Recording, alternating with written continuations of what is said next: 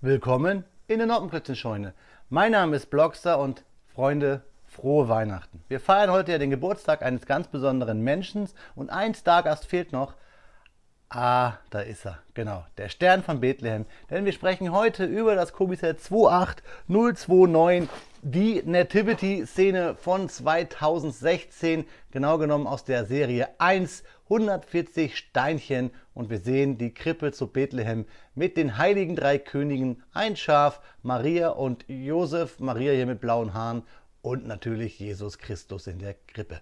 Freunde, viel Spaß dabei und ja, normalerweise darf man Sternen nicht zu nahe kommen, die sind sonst sehr heiß. Tschüss.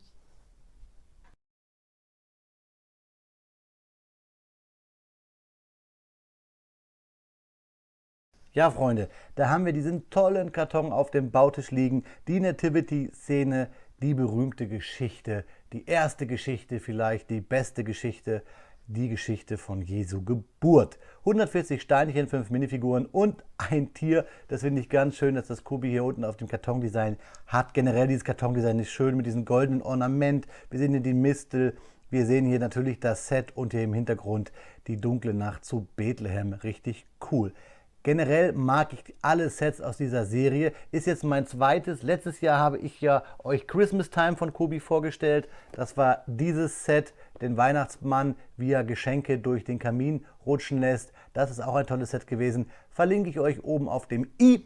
Aber heute soll es halt um die Nativity-Szene gehen. Es gibt da noch mehr von. Ich bin gespannt, ob ich nochmal die Chance kriege, an das eine oder andere ranzukommen, denn es sind wirklich tolle Sets und ich finde es schön, dass Kobi sich hier mal an ein christliches Thema rangewagt hat. Gut, man muss natürlich wissen, dass Polen fast zu 100% katholisch ist und deswegen, glaube ich, liegt es nahe, dass ein polnischer Hersteller hier so etwas umsetzt. Schöne Form, hier oben diese abgerundete Kante, das ist halt auch toll, hier oben seht ihr es und vor allen Dingen alles Gold. Schauen wir uns mal an von oben. Wir haben hier alles, was wir schon Kobi-Kartons sonst auch kennen. Diese Scan Me, If You Can, If You Want, If You Will und so weiter. Wir haben hier die Rückseite. Hier dann mal viereckig, halt ohne diese Kante. Mir gefällt dieses Design einfach toll. Wir sehen hier das Baby und wir sehen hier, dass Josef und Maria sich die Hand geben. Über die blauen Haare, meine Güte. Wer weiß da schon, wie das damals war. Und guck mal, Kobi Made in the EU, auch damals schon vor 5 Jahren. Dann hier haben wir Josef in 1:1, den Zimmermann. Und hier haben wir dann die Geschenkschleife, ganz toll. Und wann es gebaut wurde und so weiter und so fort. Ja, und auf der Unterseite sehen wir auch fast christlich, nämlich ein babylonisches Sprachgewirr. Ich werde jetzt, auch wenn es mir schwer tut, mit dem Messer hier den Karton aufschneiden. Ich tue mich da immer schwer und gerade bei solchen Schätzen, es ist gar nicht so einfach, da noch ranzukommen. Machen wir aber. So, hier ist mein Messerchen. Und dann schneiden wir hier durch. Ganz wichtig natürlich dann heute, dass ich den Karton nicht so doll kaputt mache. Ta, ta, ta. Und natürlich, dass ich meine Hand nicht kaputt mache. So, Klappe auf. Und dann dürft ihr als erstes reinschauen. Und dann lasse ich es alles rausplumpsen. Und ich will mal gucken. Das Set wurde gebaut am 7.11.2016 bei Kobi in Mielec. Das könnt ihr jetzt nicht sehen, aber ihr müsst mir einfach glauben. Ja, wir haben hier die Baseplate.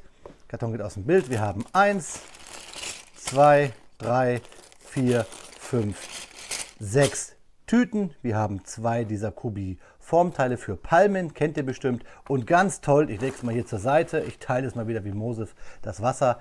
Diese Anleitung, richtig toll. Hier unten die Noppen, was wir jetzt hier beim Kartondesign auch wiederfinden, bei dem aktuellen, ne, dieses Design, oh, richtig toll. Ich Freunde, ich bin wirklich richtig ehrfürchtig, nicht nur wegen dieser Szene, sondern weil das Set halt schon so alt ist, 5 Jahre, und weil es mir einfach gefällt. Es spricht mich auf so vielen Ebenen an.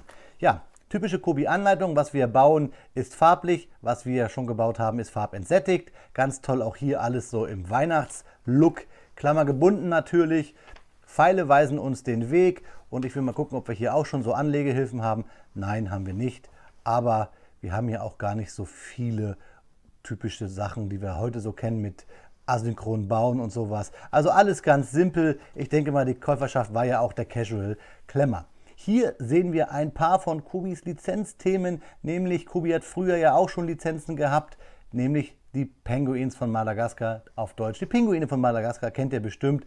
Auch eine Serie, die unter Kobi-Sammlern sehr, sehr geschätzt ist. Hier haben wir King Julian, richtig cool. Und hier ein bisschen Action Town und sogar hier aus der Mädelsserie Wings, glaube ich, so hieß das damals, genau. Also richtig, richtig lustig, mal Kobi-Sachen zu sehen, die keinen Panzer enthalten. Freut mich, hätte ich richtig Bock. Wenn ihr so alte Kobi-Schätze habt und diese loswerden wollt oder sie gerne mal in einem Review sehen wollt, scheut euch nicht, mir eine E-Mail zu schreiben. Ich bin da wirklich heiß drauf, mal so alte Schätzchen zu reviewen. Egal, machen wir es aber jetzt, wie es ist. Wir reviewen jetzt diese tolle Krippe. Ich freue mich und viel Spaß bei den besinnlichen Fakten. Wir sind 3 Weise aus dem Morgenland. Und dann schleicht ihr morgens um 2 in einem Kuhstall herum, als hättet ihr nichts Besseres zu tun. Was sollen daran weise sein? Wir sind Astrologen. Wir kommen aus dem Osten. Jungs, wollt ihr mich vielleicht verarschen? Speedbildzeit ist Faktenzeit und natürlich drehen sich heute unsere Fakten rund um das Fest aller Feste, Weihnachten oder, wie man es oldschool nennt, Christi Geburt. Und da sind wir schon beim Thema. Habt ihr gewusst, dass Jesus gar nicht am 24. geboren wurde? Australische Astronomen meinen nämlich, nö. Diese errechneten, wie die Sterne vor rund 2021 Jahren über den Heiligen Land standen. Ihre Daten verglichen sie dann quer mit denen aus der Bibel und boom! Maria hätte das Jesuskind am 17. Juni zur Welt bringen müssen. Also ein Sommerkind mit den Sternzeichen Zwilling. Passt auch ganz gut dazu, dass wir wissen, dass die Römer Heiligabend ja so gelegt haben, dass es passt zum höchsten Feiertag des Gottes Sol Victus bzw. zur Sommersonnenwende. Das haben die immer so gemacht, dass es sich passt. So konnte man die anderen heidnischen Glauben- und Sektengemeinschaften gut integrieren. Apropos früher. War früher mehr Lametta oder nein? Alle Jahre wieder bringt uns Opa Hoppenstedt mit seinem Ausdruck zum Lachen. Der Kultsketch von Loriot von Radio Bremen gehört mittlerweile fest zum Weihnachtsfest wie Dinner for One zu Silvester. Der glänzende Tannenbaumschmuck ist in den vergangenen Jahren um fast 70% zurückgegangen. Lametta kommt vom italienischen Wort Lama, das so viel wie Metallblatt bedeutet. Die Glitzerfäden sollen Eiszapfen darstellen. Also früher war wirklich mehr Lametta. Habt ihr euch auch schon mal gefragt, warum man sich unter einem Mistelzweig küssen soll? Naja, schuld sind auch hier wieder einmal die heidnischen alten Götter des Nordens. Die Mistel war die heilige Pflanze der Göttin Frigg. Und die war nicht frigide, nein, ganz im Gegenteil, sie war die Göttin der Liebe. Ihr Sohn Balder wurde allerdings von einem Pfeil aus einem Mistelzweig fast tödlich verletzt. Mit allerletzter Kraft und Mühe konnte sie ihm das Leben retten und aus Dank und Freude küsste sie nun jeden, der unter dem Mistelzweig lang ritt oder lang lief, aus dessen Ast der Pfeil stammte, der ihren Sohnemann fast ins Jenseits befördert hätte. Also Knutschi Knutschi aus Dankbarkeit. Man könnte sowieso mehr Leute küssen aus Dankbarkeit. Macht das mal. Geht raus und küsst Leuten, die zu euch nett sind. Einfach mal so, finde ich. Vielleicht können wir hier eine Tradition loslösen. Warum nicht? Nee, Spaß. Letzter Fakt und ganz cooler Fakt. Wieso heißt Spekulatius Spekulatius? Liegt es daran, dass es das Stammgebäck von Investmentbankern ist? Nein.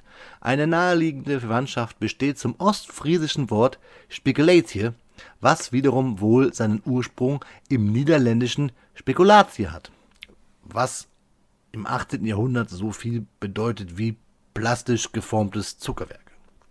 Manche andere Quellen führen den Namen auf Spekulator zurück, so wurde nämlich der heilige Nikolaus früher genannt. Und traditioneller Backtag für die leckeren, würzigen Kekse soll früher der 6. Dezember gewesen sein.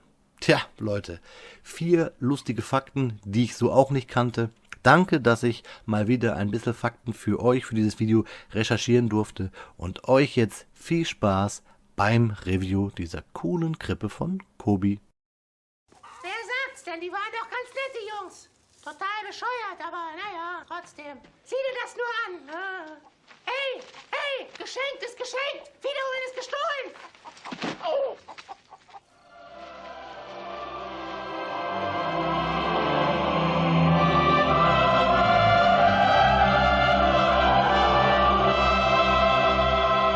...16 Minuten später sind wir fertig und haben die wohl berühmteste Geschichte in Klemmbaustein hier auf meinen Bautisch. Ich muss echt sagen, hier können sich viele Klemmbausteinhersteller eine Scheibe abschneiden. Und auch Kobi, erinnere dich daran bitte. Ich habe nichts dagegen, wenn wir solche kulturellen Ereignisse in Klemmbausteinform haben. Ich glaube, so können Kinder spielend lernen über Religion, Geschichte und andere Kulturen. Also auch gerne irgendwie Zuckerfest, Hare Krishna oder Hanukkah, weiß nicht was, irgendwie sowas oder einen kleinen Buddha-Tempel, gerne aus Klemmbaustein, denn so kommen wir vielleicht einfach näher zu so einer Verbrüderung und Respekt für andere Religionen. Das gefällt mir und deswegen bin ich Kobi hier sehr dankbar für dieses Set. Natürlich bin ich katholisch und habe deswegen für mich auch nochmal eine ganz andere Bedeutung. Ich war sogar Messdiener und durfte immer am 24., 25. und 26. schön Dienst machen und hier zum Beispiel, da bringen die Herren ja Myrrhe und Weihrauch mit. Das habe ich oft geschwenkt und das hat nicht so Spaß gemacht, Freunde. Was mir aber Spaß macht, ist euch jetzt die Figuren zu zeigen. Ich habe die hier mal auf eine Lego-Platte gepackt. Die ist natürlich jetzt hier bei diesem Set nicht dabei. Nicht wundern. Fangen wir mal ganz rechts an von mir. Da haben wir Maria mit dem Christuskind. Maria kommt natürlich hier mit blauen Haaren daher. Da ihr Gewand aber generell blau ist, sehen wir einfach mal davon ab, dass es blau gefärbte Punkerhaare sind, sondern denken uns einfach, dass es wahrscheinlich eine Art Kopftuch sein soll. Denn damals haben viele Frauen Kopftücher getragen, sei es nur wegen dem Sand oder Schatten. Deswegen finde ich, passt das ganz gut, dass dieses Haarteil auch blau ist. Also wir haben quasi ein blaues Kopftuch zum blauen Kleid. Die typische Kobi-Frauenfigur und dieses Formteil mit dem Baby, was sie so in der Hand hält, finde ich ganz schön. Kommen wir zum Josef, der sieht genauso aus, wie ich mir vorstellen würde. Braune Hose, schönes grünes Oberteil, alles schön bedruckt. Generell die ganzen Torso sind alle schön. Hier mit diesem Bartteil, wie wir es auch von Lego kennen, wo wir es über den Hals stülpen. Während wir beim nächsten, nämlich bei allen der Heiligen Drei Könige, dann ein Bartteil haben, das wir quasi in eine Nasenöffnung drücken. Er guckt deswegen auch vielleicht etwas traurig, die Augenbrauen so angewinkelt, vielleicht weil ich ihn den Bart genau ins Gesicht gedrückt habe. Der andere Heilige König ist ganz schön. Er ist der Helle. Ich weiß gar nicht, wer, wie, wo welcher ist. Also ich weiß, dass sie Kaspar, Melchior und Balthasar heißen. Wer er aber jetzt genau ist, weiß ich nicht. Beim nächsten weiß ich es aber. Das müsste Balthasar sein. Oder nee, ihr merkt es, ich komme durcheinander. Einer davon ist halt der farbige und der ist hier halt auch noch in so einen schönen rosa-pinken Gewand gewandelt, umhängt. Richtig cool. Umhängt passt ganz gut, weil ich drehe es mal um. Denn wir haben hier hinten diese Umhänge. Etwas unpassend zum Thema, ich habe euch als letztes Kobi-Video den KV-1, den russischen Panzer, gezeigt. Da ist ein Rotarmist dabei, der auch so einen Umhang hat. Also ist gar nicht so etwas Neues von Kobi, sehen wir hier schon 5 Jahre alt. Und ich glaube auch bei der Grunberg-Tannberg-Serie haben die Ritter auch teilweise solche Umhänge. Also tolle Figuren, gefallen mir richtig gut. Bei den größeren Krippenszenen gibt es dann ja auch teilweise noch Engel und Hirten. Und kommen wir zum Stichwort Hirte. Ich noppe es mal auf. Ich weiß nämlich gar nicht, ob es geht. Nee, es geht nicht so gut. Wir haben hier noch ein Schäflein. Passt ja auch ganz gut, denn Hirten erst kundgemacht. Das kennen wir ja bei Stille Nacht, Heilige Nacht. Deswegen haben wir hier ein Schäfchen, was ein bisschen so Bobbles hat. Es sieht halt aus, als hätte es, weiß ich nicht, Luftblasen oder wäre aus Styropor oder hätte eine ganz schlimme Hautkrankheit. Nein, ein lustiges Schäfchen, passt ganz gut. Wir können es halt bloß nicht aufnoppen. Ihr seht es hier, man kann es so reinklemmen, aber so richtig halten tut es nicht. Ist aber geschenkt. Geschenkt sind auch 3 Steine, die wir über haben. Hier dieses Endteil eines Schlauches, hier einen noch gelben Stud und hier ein 1x2er in braun. Dieses Formteil für das Endschlauchteil, so meine ich es, haben wir hier für die Jericho-Rose, finde ich ganz schön. Wer sich ein bisschen auskennt in christlicher, ja nicht Mythologie, aber im christlichen Glauben oder in der Geschichte dieser Blume, der weiß, dass diese Blume immer so um die Weihnachtszeit blüht. Deswegen glaube ich, ist es hier eine Rose von Jericho. Passt ganz gut, ist ja auch die gleiche Region. Ihr hört es hier schon schlackern. Das ist die Krippe, die man nämlich hier so einfach nur in den Stall reinstellt. Das ist auf diesen schönen Kobi, ja, marmorierten 1x4er Teils steht das drauf, deswegen rutscht das halt so, aber diese Steine sind wirklich cool, dass Kobi dieses nicht geprintet hat, sondern hier einfach marmoriert hat. Also wir haben auch hier quasi wieder ein bisschen Baurichtungsumkehr und dann haben wir hier dieses Inlay, wo wir dann das Jesuskind drauf noppen können. Das machen wir auch mal so, zack, und dann hier reingelegt. Hätte ich mir nie gedacht, dass ich mal Jesus Christus aufnoppen kann, habe ich jetzt gemacht und dann stecken wir ihn hier in den Stall rein.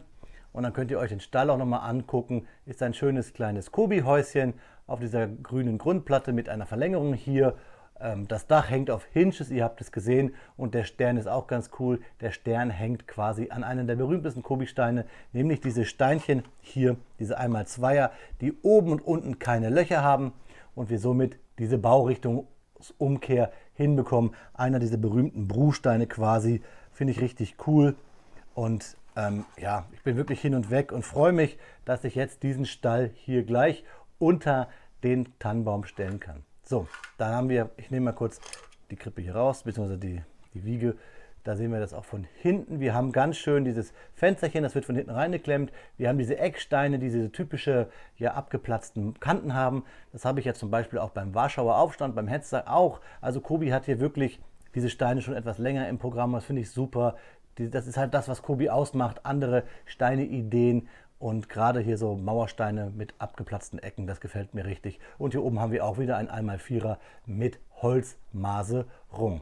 Also ein tolles Set, wirklich, ja, wirklich, ich wollte gerade sagen, viel Bauspaß, aber der ist halt leider nach 16 Minuten zu Ende, das ist echt ein bisschen schade. Dann, ich habe es gerade schon erwähnt, haben wir hier auch eine Kiste mit Geschenken, diese berühmte Kobi-Kiste, wo wir hinten die Klappe also einklemmen und dann nach oben packen, haben wir auch bei manchen Panzer mittlerweile. Und hier haben wir ein paar goldene Mitbringsel, Becher, Flasche und so ein Topf. Da ist bestimmt dann halt Salbei, Myrrhe, Weihrauch, Gold und irgendwelche Pasten und Öle drin. Das ist ja das, was damals sehr, sehr begehrt war und sehr teuer war. Ja, Freunde, dieses Set war auch relativ teuer. Nein, ich glaube, es waren 25 € oder so. Aber da hätte ich auch mehr bezahlt, denn es war es mir wirklich wert. Ich finde diese Sets klasse und hoffe noch, das ein oder andere euch in Zukunft da zeigen zu dürfen. Aber apropos zeigen zu dürfen, ich würde mich freuen, wenn ich euch gleich nochmal meine funkelnden Augen zeigen darf, wenn wir uns nämlich genau zum Abschluss in die Augen schauen. Ja, Freunde, da ist das Video auch leider schon zu Ende und ich wiederhole mich da oft, wirklich leider, denn es hat Spaß gemacht zu bauen. Es waren nur 16 Minuten und es zeigt mir wirklich, dass ich gerne noch mehr dieser Sets hätte. Ich werde dann noch ein bisschen eBay Kleinanzeigen und eBay und diverse Börsen durchforsten, denn es gibt da ja auch noch zum Beispiel die Arche Noah, hier ein größeres Set noch mit der Krippe, mit den Hirten. Das brauche ich noch. Spätestens zum nächsten Jahr, dass ich euch dann am 24. wieder so etwas vorstellen kann. Ja, ich hoffe, es hat euch gefallen und es bleibt mir eigentlich nur euch eins zu wünschen, nämlich, dass ihr euch am Fest der Liebe alle ganz gern habt und dass ihr alle gesund seid. Denn auch wenn hier uns das oft suggeriert, es geht hier nämlich nicht um Schokolade und diesen Herrn von Coca-Cola bzw. hier von Kinder, sondern eigentlich geht es ja um die Werte, die uns da unten dieser Herr noch als Baby vermitteln wollte, nämlich Liebe und Nächstenliebe. Und wenn ihr kein Fan dieser Institution seid, die daraus geworden ist, Liebe, glaube ich, und Nächstenliebe ist ja etwas unabhängig von welcher Religion, dass wir alle in uns vereinen und bejahen können. In diesem Sinne, Freunde, vom ganzen Herzen wünsche ich euch eine schöne Weihnachtszeit, eine frohe Festtageszeit. Wenn ihr nicht katholisch seid oder christlich, dann wünsche ich euch einfach trotzdem, dass ihr schöne freie Tage habt. Wenn ihr Atheisten seid, genießt auch die Feiertage. Trotzdem schätzt euren Nächsten. Bleibt vor allen Dingen auch gesund, das kann ich jetzt vom ganzen Herzen euch sagen. Und ich freue mich aufs nächste Mal. Also, auf Wiederbauen, euer Freund, der Blockstar. Hey, schön, dass du noch da bist. Immer noch in Weihnachtsstimmung? Dann schau doch hier eines der anderen Videos zu meinen Adventskalenderöffnungen. Oder, wenn du keinen Bock auf Weihnachten hast, aber Bock auf Klemmbausteine, tolle Geschichten, dann schau hier unten dieses Video an. Sicherlich auch was für dich. Und wenn du dann immer noch nicht genug hast, darfst du mich gerne auf dem großen Blockstar-Logo abonnieren. Auf Wiederbauen!